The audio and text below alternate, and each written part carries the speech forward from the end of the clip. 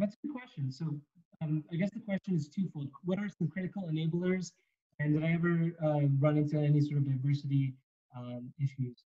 Um, so critical enablers to me, I think, well, I already talked about the importance of mentorship, which is really key.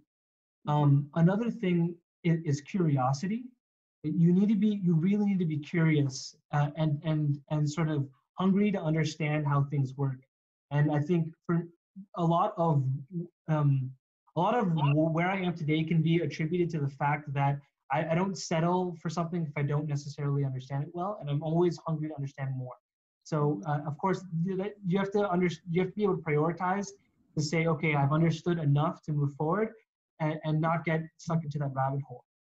And then when it comes to sort of diversity, you know, that's an interesting question. And I think that in science and technology, especially, it's not as much of a issue because it's so merit-based. And I found that I didn't really run into as much diversity issues when it came to research and technology.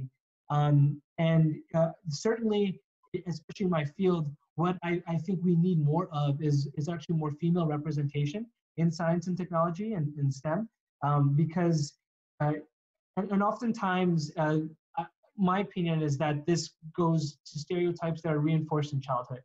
I think that, that's changing, certainly. Now, when it comes to sort of the business world or even like the senior management world, even at the NRC, upper management, it's primarily, quite frankly, Caucasian. And I know that that's changing. And you can look to me as an example of that change, right? As an example of that modernization. Quite frankly, it takes time for diversity to work its way up in an organization because it just takes time for leadership to change an organization. But I'm confident that that will happen.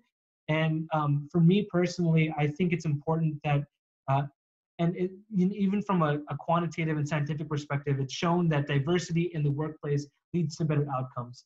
So we need to keep advocating for that and trying to do that for sure.